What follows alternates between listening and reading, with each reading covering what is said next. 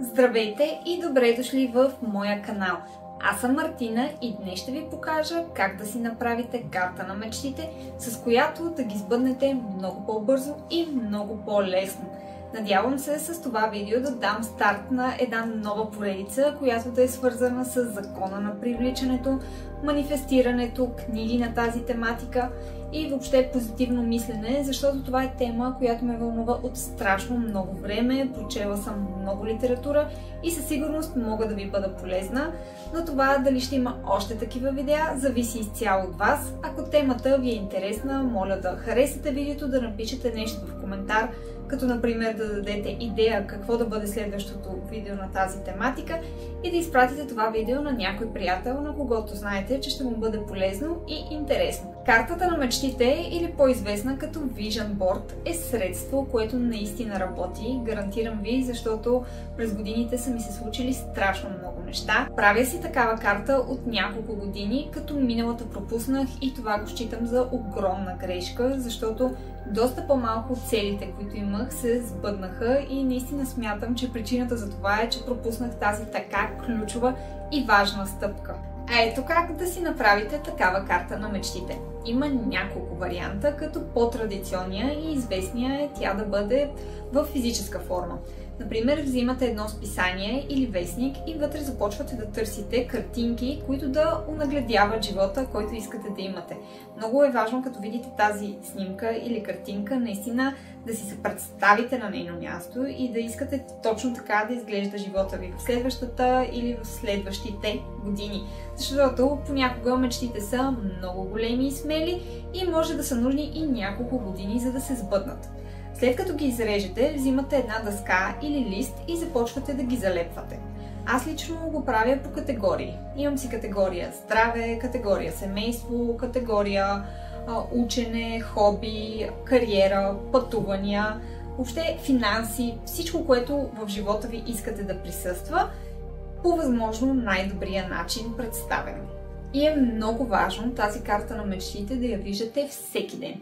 И тук идва моя проблем с физическата карта на мечтите, защото трябва да бъде някъде пред очите ви. Трябва да си я оставите на шкафа или като картина и всеки ден погледа ви да минава през нея и да си се представяте на мястото на тези снимки. Но има и по-лесен вариант, който на мен ми е много по-удобен и може би само веднъж съм правила физическа карта на мечтите, а след това започнах да прилагам друг метод. Харесвам си снимки в Pinterest. Както ви казах, във всички тези категории харесвам и ги изтеглям. И след това влизам в приложението Canva, където избирам wallpaper за лаптоп. Такъв формат да бъде.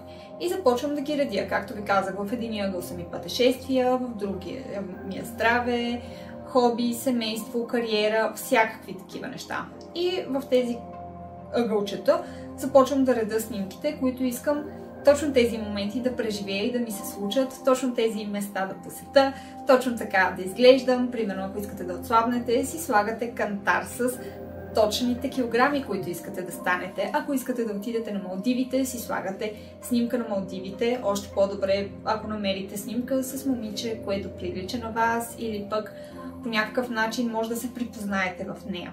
Ако искате да се научите да шофирате, избирате снимка с ръце, които държат волана и важното е да свържете тези снимки с емоция, наистина да преживеете този момент. Също така слагам и някои утвърждения. Избирам такива положителни изречения, които ги разпределям отново и ставя една много красива картина. И по-важното, това не е просто красива картина, а това е моя мечтан живот, който искам да го видя да изглежда по този начин в следващите години. Изключително важно е всички тези утвърждения, които ще сложите, да са в сегашно време и да са положителни. Например, казвате: аз съм здрава, аз съм магнит за пари. Също така е добре да бъдат измерими. Да не е просто аз съм богата, а аз имам 100 000 лева в банковата си сметка. Ето това е сума, която искам да видя и мога да визуализирам, защото богата за един човек означава едно, за друг друго. И след като приключа с глобяването на този колаж от снимки, утвърждения и въобще хубави позитивни емоции, го изтеглям като снимка и си го слагам на wallpaper на лаптопа. Така всеки ден, когато отворя лаптопа, за да работя на него, първото нещо, което виждам, е моя мечтан живот.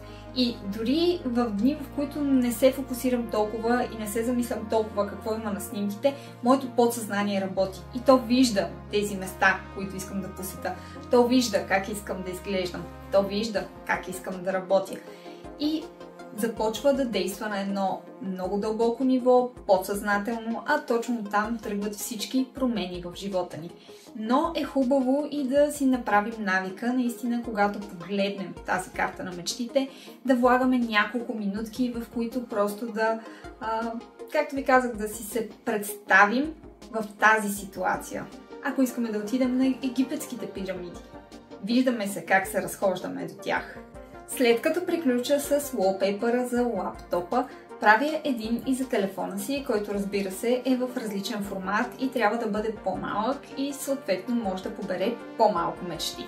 Но там слагам най-важните и тези, които искам скоро да се сбъднат. Тези, които искам за една година да станат факт, ги слагам в wallpaper за телефона и си представете колко пъти на ден си поглеждате телефона. Сигурна съм, че са страшно много и по този начин постоянно виждате тези мечти и няма как да забравите за тях. И както ви казах, дори съзнанието ви работи на едно много по-дълбоко ниво и подпомага тяхното сбъдване.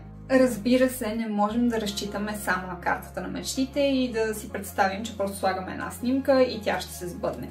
Но когато полагаме усилия и когато тя е там и я виждаме и успяваме да свържем емоциите си, да съпреживеем тези моменти, тогава започваме да се синхронизираме с Вселената и тя започва да ни помага, започва да ни дава знаци и да ни напътства към правилната посока, така че със сигурност това е един инструмент, който наистина ще ви помогне да сбъднете мечтите си много по-бързо, отколкото ако не го използвате. Друг ключов въпрос е кога да направим тази карта на мечтите и кога е най-подходящия период.